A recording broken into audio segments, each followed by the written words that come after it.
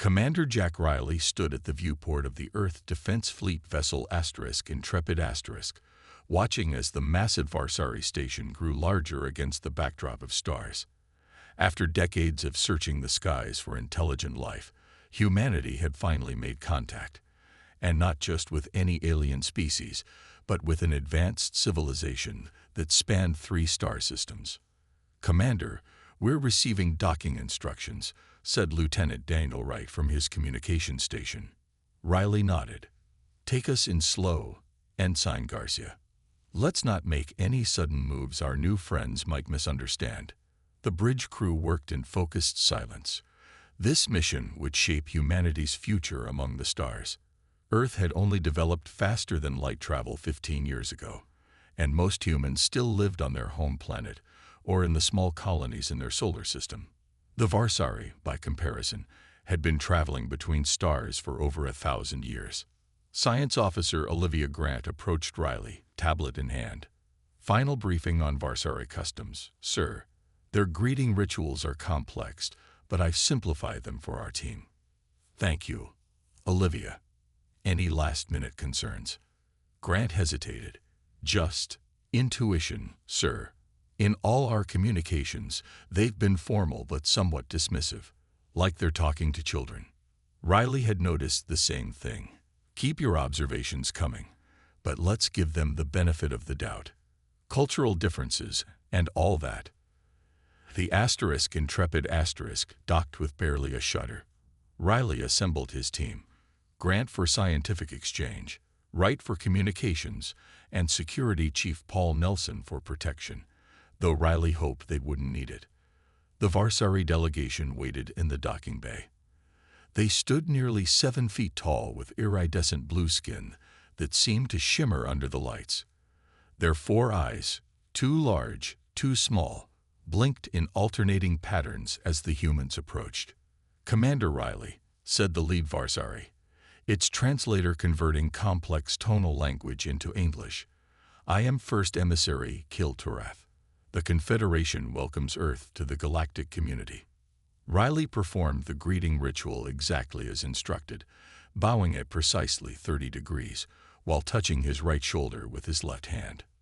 "The people of Earth thank the Varsari Confederation for their welcome," Riley said. The meeting proceeded to a large chamber where other Varsari officials waited. The walls displayed moving images of strange worlds and star systems, a subtle reminder of how vast their territory was compared to Earth's single colony on Mars. During the formal dinner that followed, Riley watched the Varsari carefully. They were polite, even gracious, but something felt off.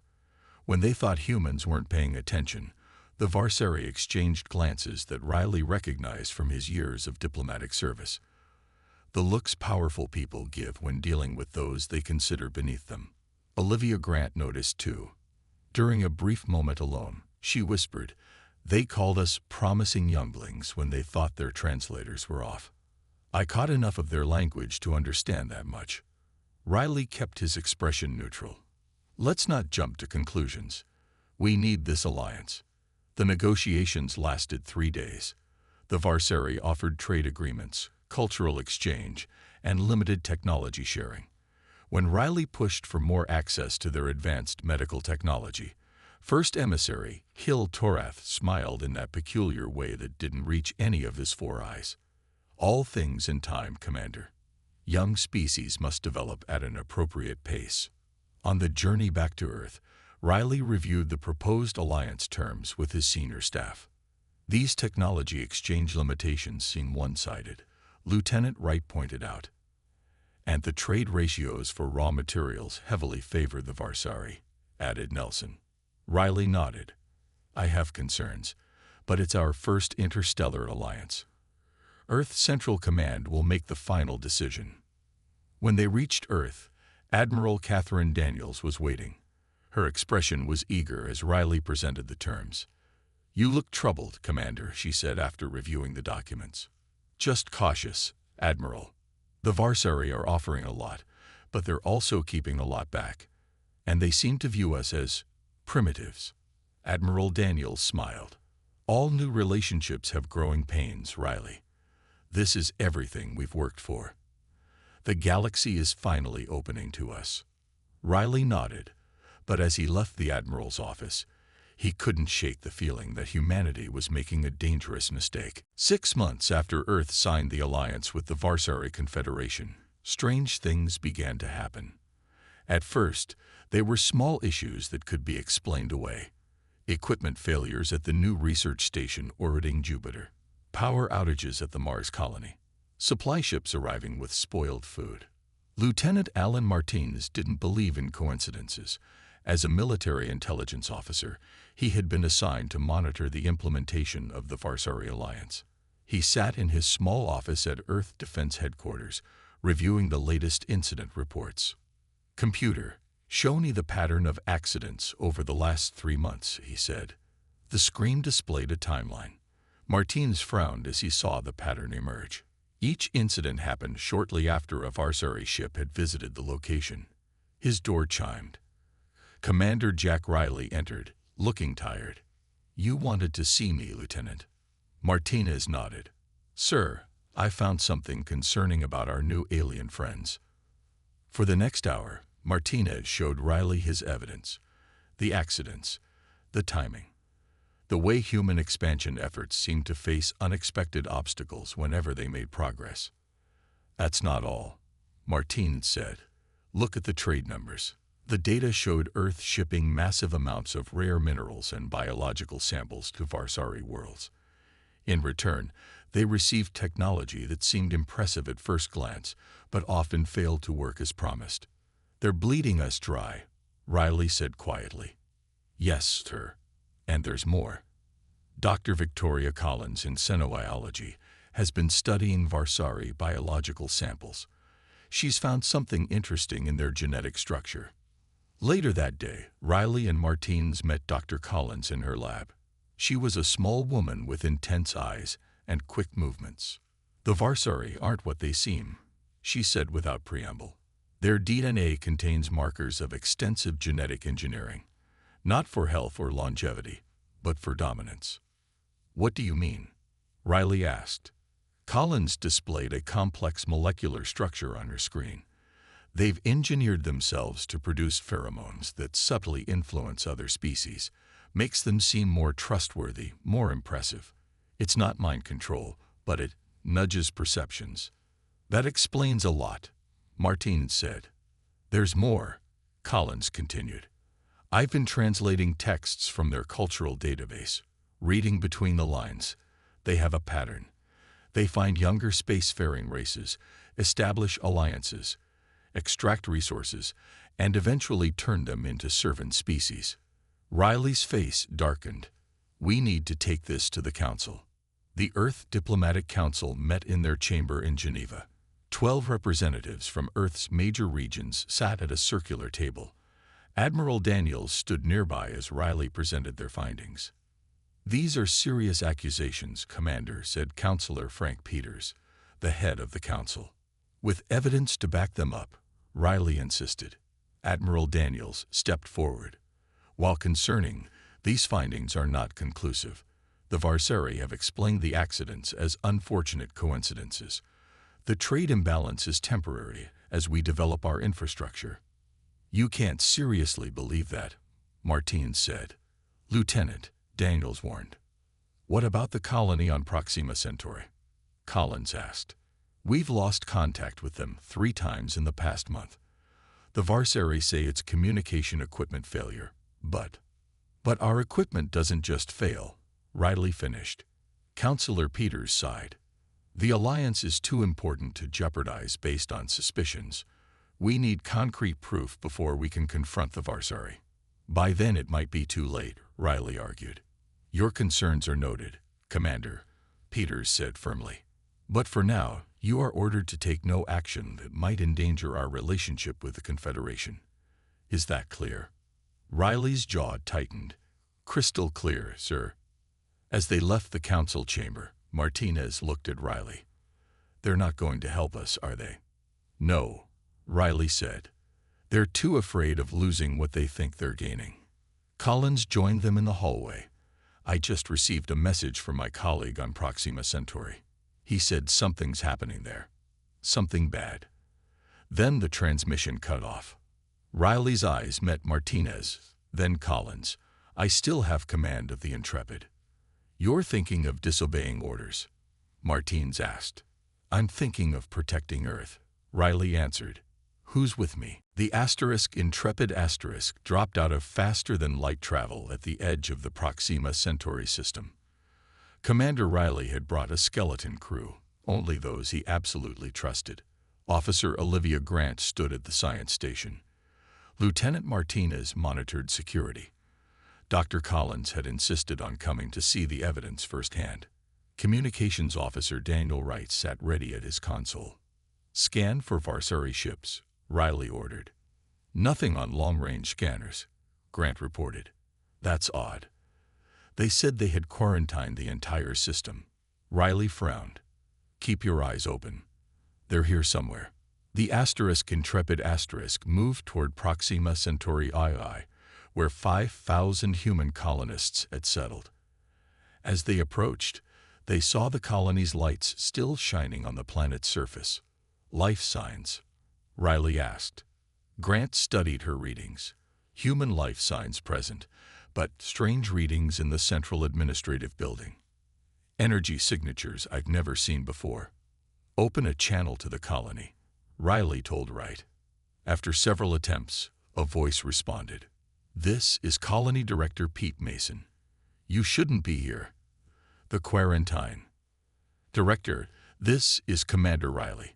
What's happening down there? There was a long pause. Nothing. Minor illness. The Varsari are helping. Please leave. Dr. Collins moved to Wright's station and took the microphone. Pete, it's Victoria Collins. We went to the academy together. Are you under duress? Another pause. Then, barely audible. Victoria, help. They're not treating. Experimenting. The transmission cut off abruptly. We need to get down there, Martins said, checking his weapon. Riley nodded.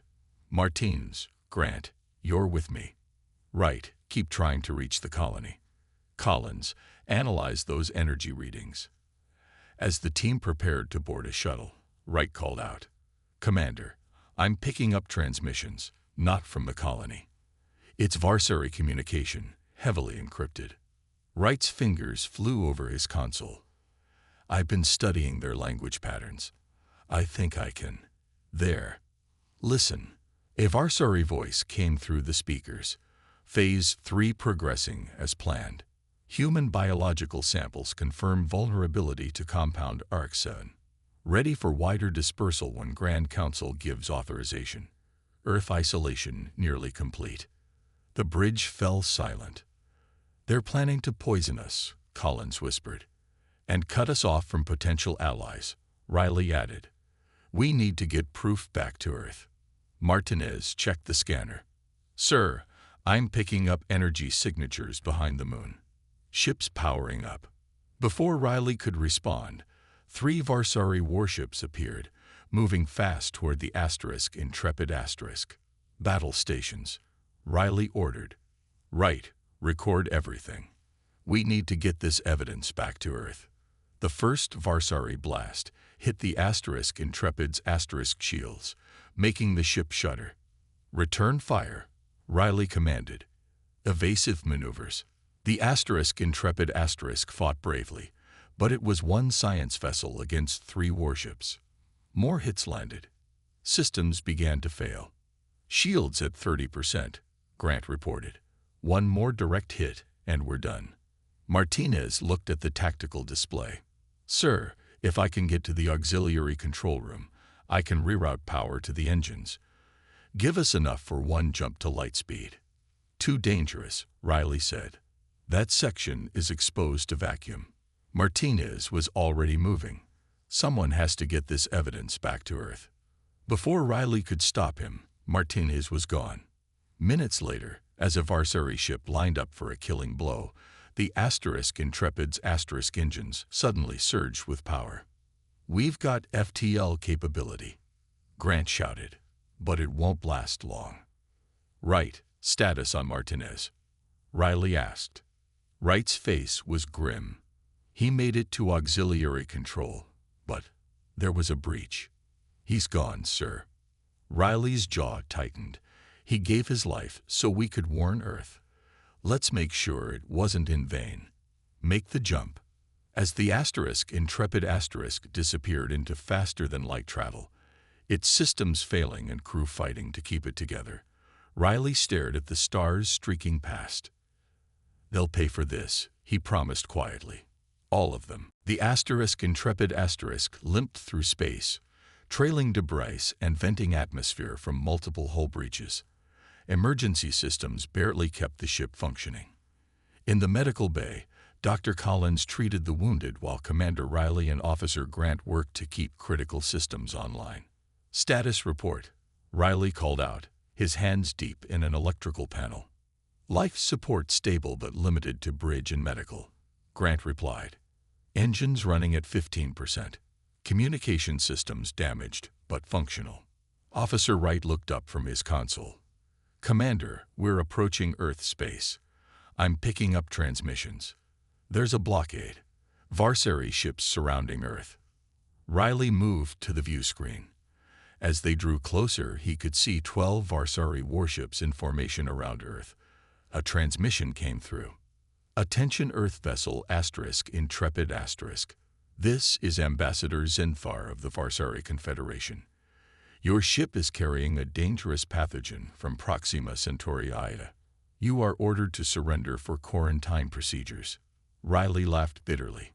They're using our own people against us. He opened a channel to Earth Defense Command. This is Commander Riley. The Varsary are lying. We have evidence of their plans to attack Earth. They've been experimenting on humans at Proxima Centauri Ida. Admiral Daniel's voice came through, sounding uncertain.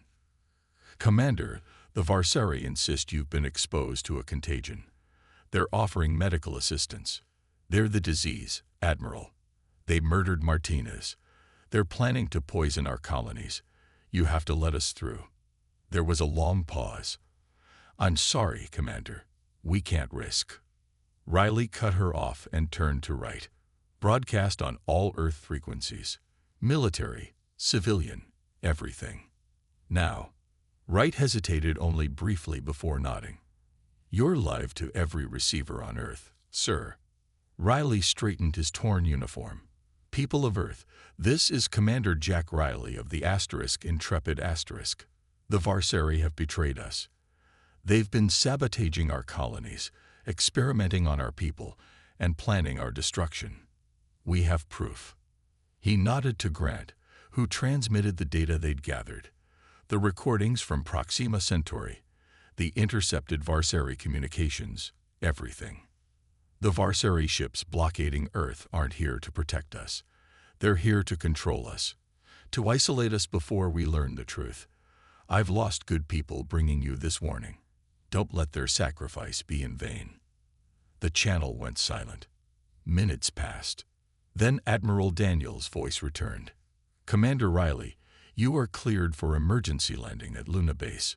The Earth Defense Fleet will escort you through the blockade. 3 human warships moved to intercept the Intrepid *, positioning themselves between the damaged vessel and the Varsary fleet. On the bridge, Riley and his crew allowed themselves small smiles of relief, but their victory was short-lived. The main view screen activated, showing the elegant blue face of a Varsary. Commander Riley, I am High Counselor Zinfar. Your actions are regrettable. Save it, Riley snapped. Your plans are exposed. A minor setback. The people of Earth are still primitive, easily manipulated. We've studied your history. You fight amongst yourselves over trivial differences. You will not stand united against us. Collins stepped forward. You've studied our history but understood nothing about humans. Zinfar's 4 eyes blinked in sequence. We understand enough. Earth governments have 24 hours to surrender control of all colonial operations to Varsary oversight. Refuse, and we will implement quarantine measures. Your planet will be isolated. No ships in or out. No communications. You will be alone in the galaxy, Commander Riley. The transmission cut off. As the Intrepid docked at Luna Base, Riley was met by Admiral Daniels and the Earth Security Council. Their faces were grim. "How bad is it?" Riley asked. "The Varsari have ships positioned near every human colony," Daniels said. "They've cut off 90% of our communications with other systems." "What about their ultimatum?" Counselor Peters stepped forward. "We were prepared to negotiate, but after seeing your evidence, the Council has voted. Earth will not surrender." Riley nodded. "Then we better prepare for war." Earth changed overnight. After generations of internal conflicts, humanity faced an external threat that made old enemies into allies. Military bases hummed with activity. Factories that once made cars and computers now built weapons and ship parts. Captain Jack Riley, newly promoted after his return, stood in the war room beneath Geneva. Screens showed the positions of Varsari ships around human colonies. The room was filled with military leaders from nations that had been enemies just weeks ago.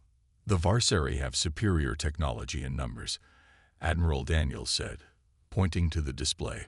"But they've never faced a species that fought back at full strength." Riley nodded. "They think they know us from studying our history, but they missed something important. Humans become most dangerous when threatened." In a laboratory nearby, Dr. Collins worked with engineers from around the world. She had discovered weaknesses in Varsari technology from the data the Intrepid had brought back. "Their shield systems operate on a frequency that absorbs energy," she explained to engineer Sam Murphy, a brilliant weapons designer. "But if we modulate our weapons to emit precisely 37% above that frequency." Murphy's eyes widened. "The shields would become overloaded, even amplify our attacks rather than blocking them." Collins smiled. "Exactly." Across the globe, similar breakthroughs were happening. Officer Grant had developed an algorithm to break Varsari communications encryption. Now she stood before a room of computer specialists. "They use patterns based on mathematical constants they believe are universal," she explained. "But they don't account for quantum variations in their own technology. We can exploit that." In orbit, the Earth Defense Fleet was being modified with new weapons and shields based on Collins' research.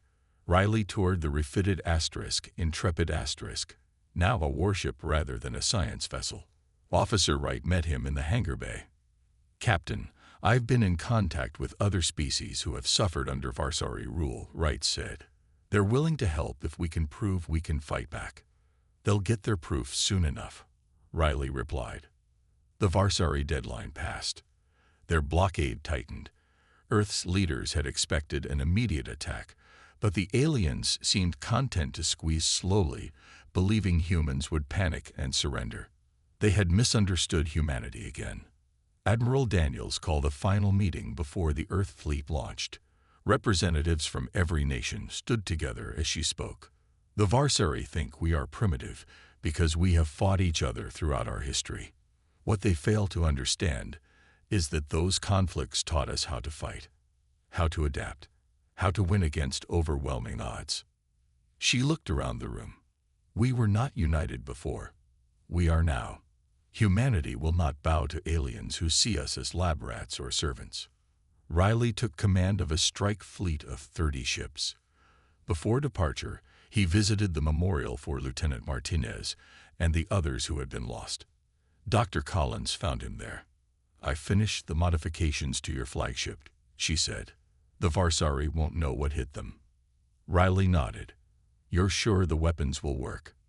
"Positive. Their shields will fail against our new pulse cannons, and Murphy's engine modifications will give our ships maneuverability the Varsari can't match." "What about their bioweapons? The poison they were developing at Proxima Centauri?" Collins held up a small device.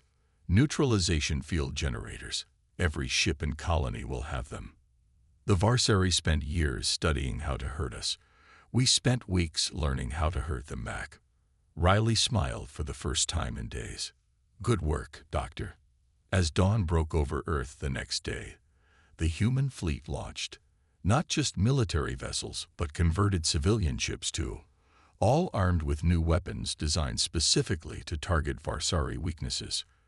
Admiral Daniels stood on the bridge of her flagship, the Defiance *. All ships, prepare for jump to Proxima Centauri.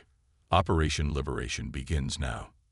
Riley's voice came over the comm from the Intrepid *. Remember what we're fighting for. Our freedom. Our future. Our species. The fleet vanished into the darkness of space, carrying humanity's response to those who had threatened them. The Varsari had studied human history, but missed its most important lesson. Never make humans angry. The human fleet arrived at Proxima Centauri to find 4 Varsari warships orbiting the colony world. The aliens had not expected an attack. They had believed their threats would keep Earth paralyzed with fear. They were wrong. All ships, attack pattern Delta, Captain Riley ordered from the bridge of the Intrepid *. Target their shield generators with the pulse cannons. The human fleet split into smaller groups, approaching the Varsari ships from multiple angles. The first shots fired were the new weapons Dr. Collins had designed. Blue pulses of energy struck the Varsari shields. Instead of being absorbed or deflected, the energy caused the shields to flicker and fail. The Varsari commanders could be heard shouting in confusion over the open channels that Officer Wright had hacked. How is this possible? One Varsari captain demanded. Their weapons are primitive. Not anymore, Riley said, though only his crew could hear him. Fire main weapons. The human ships unleashed everything they had on the now vulnerable Varsari vessels. 2 enemy ships exploded immediately. A third tried to flee but was caught in crossfire from 3 Earth vessels. The 4th managed to jump to light speed, escaping. Let it go, Admiral Daniels ordered from the Defiance *. Let it tell the others what happened here. The fleet moved into orbit around Proxima Centauri II. Ground teams led by Dr. Collins landed near the main colony. They found most colonists alive but locked in their homes. The central facility had been converted to a Varsari laboratory. Inside, Collins discovered the full horror of what the Varsari had been doing. They had been testing biological weapons on human subjects. They had been studying human DNA, looking for weaknesses to exploit. The evidence was worse than anyone had imagined. This ends now, Collins said, her voice hard as she recorded everything for Earth to see. While the medical teams helped the colonists, Riley and a strike team secured the Varsari Communication Center. There, Officer Wright made a breakthrough. Captain, I've accessed their network. Wright exclaimed. I can send a message to all the species under Varsari control. Riley nodded. Do it. Tell them Earth has fought back and won. Tell them the Varsari can be defeated. Messages went out to dozens of worlds where other species lived under Varsari rule. Many had been subjugated for centuries, believing resistance was impossible. The news that humans had successfully fought back spread like wildfire. Aboard the Varsari Grand Council vessel in their home system, Supreme Counselor Zex Fallon received the reports with growing rage. Impossible, he shouted at his advisors. These humans are barely out of their own solar system. How have they defeated our ships? They have discovered weaknesses in our technology, one advisor admitted. And they fight. Strangely, unpredictably. They use tactics no rational species would consider. They sacrifice small groups to achieve larger objectives, said another. They take risks that seem insane. Zex Fallon's 4 eyes narrowed. Gather the fleet. All of it. We will crush this human rebellion before it spreads. We will make an example of Earth. Back at Proxima Centauri, celebrations were cut short when long-range sensors detected a massive energy signature. Varsari ships, Officer Grant reported. Many of them, heading straight for Earth. Admiral Daniels called an emergency meeting on the Defiance *. They're bypassing us to strike at Earth directly. We can't get back in time to intercept them. Earth's defenses are strong, Riley argued. The planet is ready.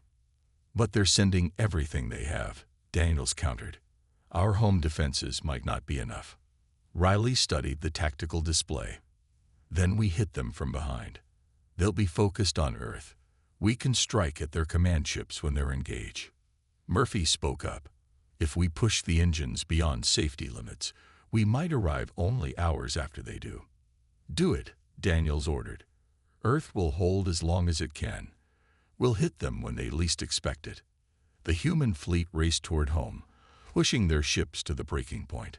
Ahead of them, the largest Varsari fleet ever assembled moved toward Earth, determined to end the human threat forever. Earth's sky filled with Varsari warships. 50 massive vessels moved into attack formation around the planet. On the ground, people watched through telescopes and live feeds, but they did not panic. They were ready. "All defense stations, prepare to engage," General Carl Bennett ordered from the Earth Command Center deep beneath the Rocky Mountains. "Activate planetary shield grid." The technology developed by Collins and Murphy came to life. A shimmering energy field surrounded Earth, based on the Varsari's own shield designs, but modified to counter their weapons. Supreme Counselor Zex Fallon watched from his flagship. "Begin the assault. Full power to all weapons." The Varsari opened fire. Their energy beams struck Earth's shields. For a moment, the barriers held. Then, slowly, gaps began to appear. "Their shields are failing," Zex Fallon said with satisfaction. "As expected." But something was wrong. The gaps in Earth's shields appeared in patterns, almost like they were deliberate. "Sir," a Varsari officer called out. Human vessels approaching from below the planetary plane. Hidden Earth ships rose from oceans and from the dark side of the moon.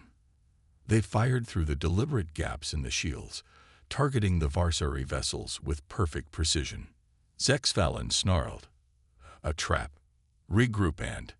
His orders were cut short as new energy signatures appeared behind his fleet.